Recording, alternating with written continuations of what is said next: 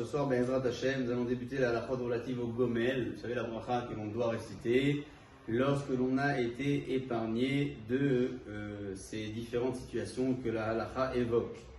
Il s'agit donc de 4 personnages qui sont cités dans le Mizmor Tehilim que l'on chante pendant la fête de Pessah. Yordei Hayam, donc on parle du premier cas, ceux qui prennent le bateau, prennent le large, et Shalom Imena lorsqu'ils en reviennent.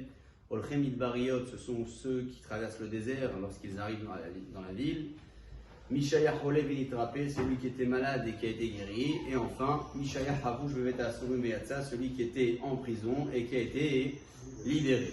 Le simaner et le mémotechnique pour s'en rappeler, Vechol Ahayim Yoducha Sela. Et toutes les personnes vivantes te remercieront éternellement. Hayim, la vie, c'est l'acronyme de Havush. Havush, c'est celui qui était en prison. Yud, Yisurim, c'est celui qui a eu une épreuve, une maladie qui a été guérie. Le deuxième Yud, c'est Yam, celui qui a traversé la mer. Et enfin, le dernier, le même, c'est le Midbar, le désert. Ce sont les 4 situations dans lesquelles une personne risque sa vie et pour lesquelles il devra remercier Akadosh Baruch Hu. Il dira donc la bracha de Gomel, qui est la suivante. Bien évidemment, à Gomel et Hayavim Tovot, chez Gomalani Koltuv. Hayavim, ce sont des personnes sanctionnées qui ne méritent pas d'eux. On remercie Akadosh Baruch Hu de nous avoir sauvés, bien que nos mérites n'étaient pas peut-être suffisants. Lorsque l'on entend une bracha de Gomel, on répond à ce moment-là, Mishegemalcha Koltuv, Wigmalcha Koltuv Sela.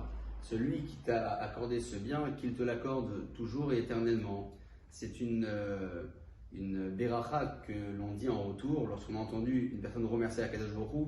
Nous aussi, nous allons remercier d'une certaine manière, mais lui souhaiter qu'Akadosh Baruch Hu continue à être Gomel Oto, à lui accorder ce bienfait. Cette beracha-là, vous savez, c'est une beracha sur laquelle le Kahal a l'obligation de répondre Amen avant de dire Mishegemalcha. Pourquoi? Parce qu'on s'habitue très très rapidement à dire la phrase de Mishegemalcha et le Amen pourrait donc nous échapper.